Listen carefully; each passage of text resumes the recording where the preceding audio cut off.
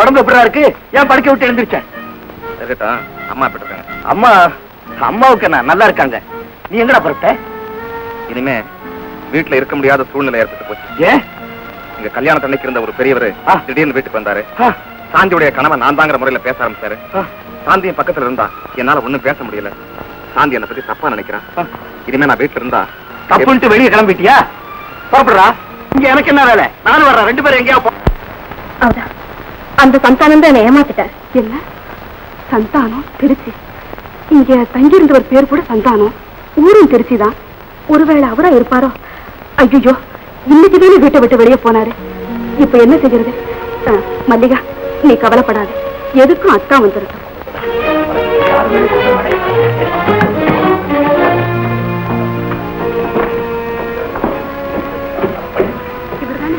ஆமா, அப்பாடா, இனிமே கவலையப்படாத. நான் நினைச்ச மாதிரியே அத்தான் அவரை கூட்டிட்டு வந்துட்டாரு. உடனடியே கல்யாணத்துக்கு ஏற்பாடு பண்ணிடுறேன். இல்ல சாந்தி, எனக்கு என்னவோ இந்த கல்யாணம் நடக்கும்னு நம்பிக்கை இல்லை. போடி பைத்தியக்காரி, உன்னை காதலிச்சு கைவிட்டவரு நல்ல வேலையா எங்க அத்தானுக்கு உயிருக்குதான் நண்பரா இருக்காரு.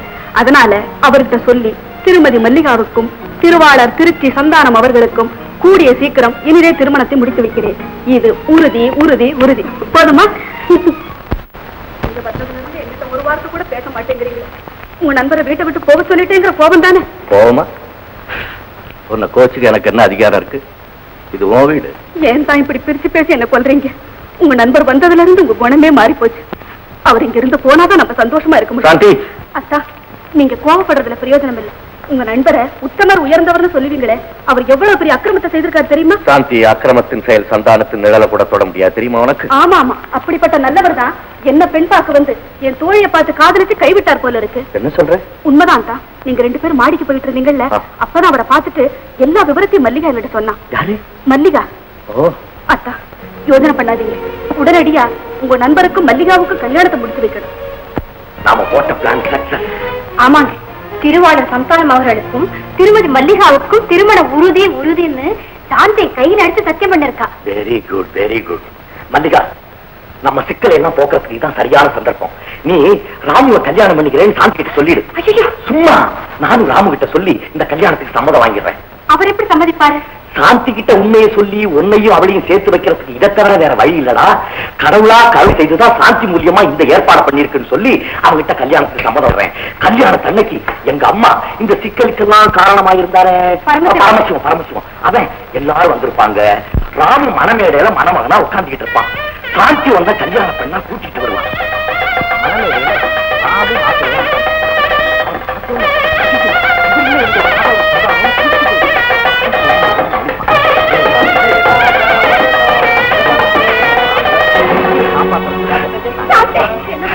மணமேடையில கொண்டு வந்து நிறுத்தி அவமானப்படுத்துறேன். நான் உனக்கு என்ன துரோகம் பண்ணேன்? இதை விட என்ன கொண்டு இருக்கலாம். சாந்தி கொண்டு இருக்கலாம்.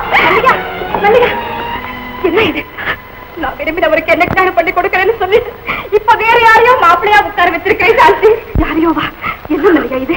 நீ தானே சொன்ன இதுதான் என் காதல திருச்சி சந்தானம். சந்தானம் வேற யாரு? இவன் தான் சந்தானம், என்னுடைய மகன். அதோ அவன் தான் ராமு, உன்னுடைய புருஷன். என்னம்மா சொல்றீங்க? எனக்கு ஒண்ணுமே புரியல. சாந்தி, எங்க அம்மா சொல்றது உண்மைதான். நீ ஹாஸ்பிட்டல் இருக்கும்போது சந்தர்ப்பவசத்தால ராமு இறந்து போயிட்டான். நான் தான் உங்க அப்பா கிட்ட வந்து சொன்னேன். அந்த செய்தியை கேட்ட உடனே உங்க அப்பா இறந்து போயிட்டார். உண்மை தெரிஞ்சா நீயும் செத்து போயிடுயோன்னு நினைச்சுதான் சந்தானத்தை ராமுவா கொஞ்ச நாளைக்கு இறப்பான்னு ஏற்பாடு பண்ணவன். அவன் முடியவே முடியாதுன்னா, ஆனா நீ எங்க செத்து போறியோன்னு நினைச்சு இந்த வேலை செஞ்சேன். உனக்கு கண் வந்த பிறகு ஆண்டவரே நமக்கு துணையா இருந்து உன் சேலையில நெருப்பு பிடிக்க வச்சு 40 நாள் விரதம் இருக்க வச்சது. அதுக்குள்ள நான் உன்கிட்ட உண்மையை சொல்லிட்டு போயிடலாம்னு நினைச்சேன். ஆனா ராமு வந்துட்டான். அவன் தான் உன்கிட்ட உண்மையை சொல்லாதபடி என்ன தடுத்தான். ஆமா சார், உண்மையை சொல்லியிருந்தா இதுவரைக்கும் வேறொருத்தர கணவனா நினைச்சிட்டு இருந்தேன்னு உயிரை விட்டுருவியோன்னு பயந்துதான் சொல்ல வேண்டாம்னு சொன்னேன். ஆனா அதுக்கு நான் எப்படி சம்மதிப்பேன்? நான் எப்படி இந்த சிக்கல்ல இருந்து விடுபடுவேன்னு நினைச்சுக்கிட்டு இருக்கும் போதுதான் மல்லிகா வந்தா. நானும் அவளு பேசிதான் இதை போ ஒரு ஏற்பாடு செய்து உன்கிட்ட உண்மையை சொன்னாதான் நீ சம்மதிப்பேன் நினைச்சு நாங்க இதை செய்தோம். சார், ஆமா சார், எனக்கு நல்லது செய்யணும்னு நினைச்சு இந்த கல்யாணத்தை நீ ஏற்பாடு செய்தியும் அப்படித்தான் அவங்களும் உனக்காக இந்த காரியத்தை செய்திருக்காங்க. இதை நீ ஏத்துக்கலன்னா எனக்கு கல்யாணமே வேண்டாம். நான் வரேன். மல்லிகா, அத்தா, உங்களை எனக்கு யாருன்னு புரியாத நிலையில் நான் உங்களை தவறா பேசிட்டேன். என்ன மன்னிச்சிடு. எப்படி கரெக்ட் தானே? என்ன பேசாம இருக்க? மணவரையில இந்த மாதிரி பேசாம உட்கார்ந்து இருந்தா அவன் தாலி கட்டிட்டு போயிடுவான் தெரியுமா? என்ன ஆண்டவன் மேல பாரத்தை போட்டுட்டு உடனடியே அதை செய்யறது தவிர வேற வழியே இல்லைங்க. எனக்கு பரிபூர்ண சம்மதம். சாந்தி, எங்க அண்ணன் போன பிறகு மல்லிகாவை எத்தனை இடத்துல இருந்து வந்து பொண்ணு கேட்டாங்க. அவளுக்கு ஒரு இடத்துல கூட வாழ்க்கப்பட இருக்கணும். கடைசியில அவ ஆசைப்பட்டவருக்கே நீ முடிச்சு வைக்கிற. அந்த மீனாட்சி திருவையில நீ ரொம்ப நல்லா இருக்கணும். அம்மா, மல்லிகாவுக்கு நான் உயிருக்கு உயிரா பழகினதுனால நானே பெண் வீட்டுக்கு பெண் வீடாவும் மாப்பிள்ளை வீட்டுக்கு மாப்பிள்ளை வீடாவும் இருந்தேன். என் செலவிலேயே எங்க வீட்டிலேயே கல்யாணம் செய்யலான்னு இருக்கு. நீ மகராசியா இருக்கணும்மா. உன் இஷ்டம் போலவே செய். ரோஜனோ ரோஜமான சோபனோ சோபமான சுமுக்த கல்யாண ஸ்ரீமத் வெங்கடநாதாய ஸ்ரீனிவாசாய மங்களம். கணக்குல உடனே புறப்பட்டு வரும்படி தம்பி கடதாசி போட்டிருக்கு. எனக்கு ஒண்ணுமே புரியல. இப்பவே புறப்படுறதுக்கு ஏற்பாடு செய்யுங்க. சரிம்மா.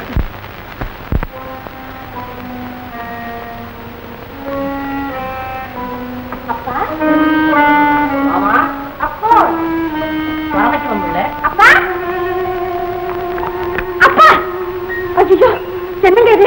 கொண்டு போன காசெல்லாம் கோட்டை விட்டுட்டு ஓட்ட சட்டியோட நிக்கிறோம். இந்த மாதிரி சமயத்துல வீடுல திறந்து போட்டு எங்க பண்ணாரு?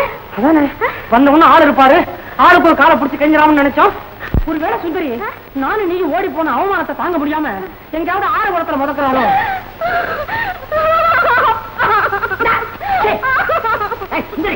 ஒரு பேச்சுத்தானே சொன்னேன். உங்க அப்பனாவது சாவதாவது இருக்கிற எல்லாத்தையும் சாவடிச்சு கடைசியில அவரை தூக்கறதுக்கு ஆளே இல்லாத நேரத்துல ஆதியா விழுவாரு.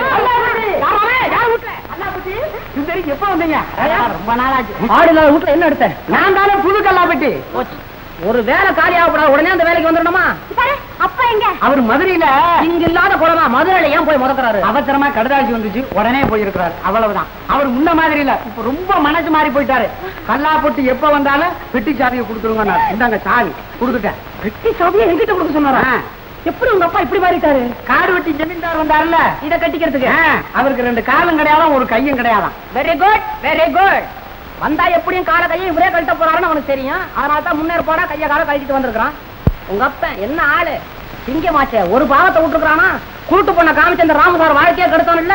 அவர் மகன் உனக்கு எப்படி கிடைப்பா? மாப்பிள்ள நல்ல காலம் நான் இருந்தனோ நீ தப்பிச்ச. உங்களை தேடுதேன்னு தேடினாரு, கிடைக்க மாட்டவே. ஓடுன்னு ஓடணுமே. போங்க நீங்க. உங்க அப்பா பத்தி என்னென்னமோ சொல்றீங்களே. எக்க சாய் வந்துச்சுல கையில, அதனால தானே தலகால் தெரியாம பேசுற. இந்த சாவி கொடுத்துட்டு போயிருக்காரு, அது மகரைய பாரு. இவரை நம்பி சாவி விட்டுட்டு போயிருக்கிறாருன்னா அந்த பெட்டிக்குள்ள ஏதாச்சும் இருக்குதோ இல்ல கூட்ட மாத்திர விட்டுட்டு போயிருக்கிறாரோ. திறந்து பாத்தியா பெட்டிய? ஒன்னும் பாக்கலையே. பாக்கல. இப்ப நான் பார்க்க போறேன். பாருங்க. நின்னுட்டே இருக்க போறியா? போறது இல்லையா? அப்ப நான் வரட்டுங்களா? வேண்டாமா? வர்றேன் வர்றேங்க வர்றேன் வர்றேன் சொல்லிட்டா போயா? வர்றேன். இந்த ஆளு அப்பாடா, இந்த கஷ்டமெல்லாம் தீர்ந்து போச்சுங்க.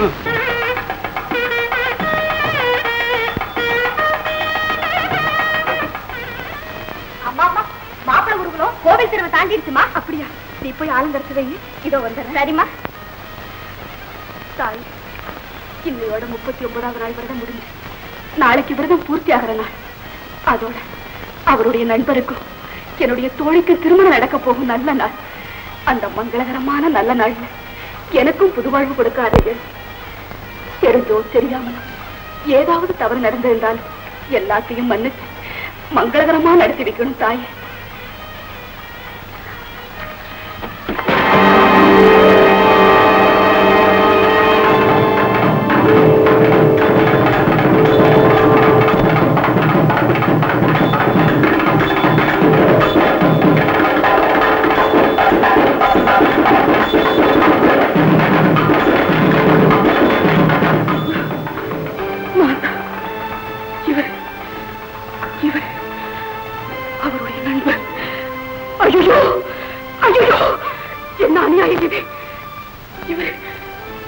என்னுடைய கணவர் என்ன தொட்டு தாலி கட்ட வருகிறார்.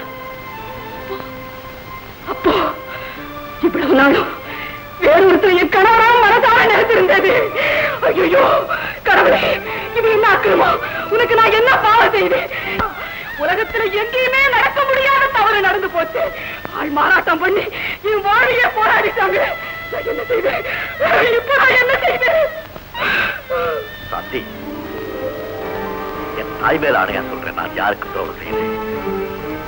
இந்த மாதிரி ஒரு நிலைமை ஏற்பட்டதுக்காக என்ன மன்னிச்சிட்டேன். அப்படிப்பட்ட ஒரு நிலைமை ஏன் ஏற்பட்டுச்சு? எதுக்காக என்ன ஏமாத்தினீங்க? நான் ஒரு பாவி, உங்களை என் அத்தான நினைச்சிருந்தேனே. ஏன் நான் அப்படி கூப்பிட அருகதை இல்லாதவளா? அதுக்கு நான் தான் அருகதை இல்லாதவன். ஆமா, உண்மையை தெரிஞ்சுக்க முடியாத நான் தான் பாவி ஆயிட்டு. எனக்கு தாலி கட்டவர் நீங்க யாருன்னு கேட்டு அவர் மேல பழைய சுமத்து. ராமு உத்தமன், நல்ல மனமும் தியாக சிந்தனையும் உள்ளவர். ஏதோ சந்தர்ப்ப சூழ்நிலையால நடந்த ஒரு விஷயத்தை எனக்கு பெரிய பாதகம் செய்திட்டதாக ராமு கருதுறான். அது தியாகம்னு நான் நினைக்கிறேன். நீங்க செஞ்சது தியாகமா இருக்கலாம், ஆனா நான் பெண் இல்லையா? எதுவுமே எனக்கு தெரியலனால் மனசால மத்தவரை கணவரா நினைச்சு என் கற்புக்கே கலங்கத்தை உண்டாக்கிட்டேனே. இனி எந்த முகத்தோட இந்த உலகத்தை பார்ப்பேன், இந்த உலகத்தை பார்ப்பேன். அப்பா, அப்பா, உங்க மகளுக்கு வாழ்வு கொடுக்க படாத பாடுபட்டு எனக்கு பார்வை வரணும்னு துடிச்சிங்கல்ல, எனக்கு பார்வை வந்துடுச்சுப்பா, வந்துடுச்சு. எல்லாரையும் நல்லா பார்த்துக்கிட்டு இருக்கேன் பாருங்க, இங்க பாருங்க. எனக்கு எல்லாமே நல்லா தெரிஞ்சு போச்சுப்பா, எல்லாமே தெரிஞ்சு போச்சு. இனிமே இனிமே என்னுடைய வாழ்வு, என்னுடைய வாழ்வு, என்னுடைய வாழ்வு.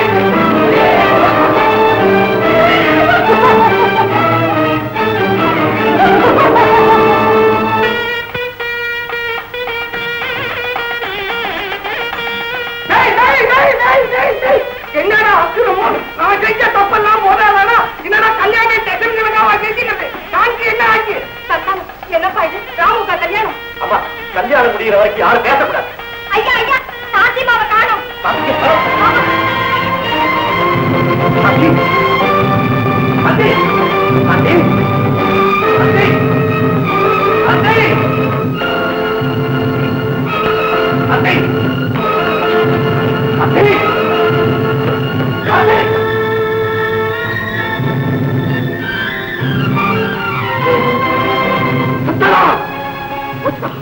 எல்லாமே போச்சு.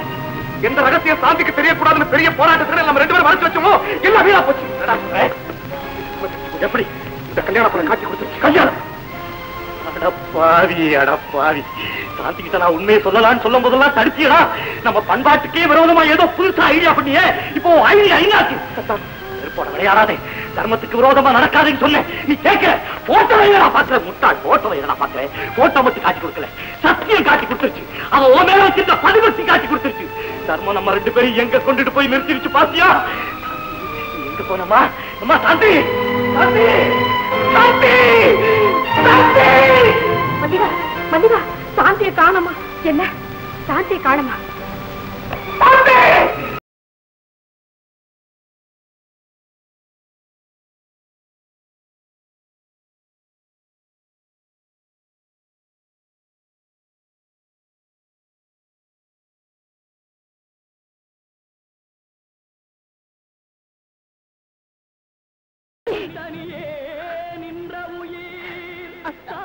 இவங்களை ஒண்ணு சேர்க்க நம்ம எவ்வளவோ முயற்சி செய்தோம்.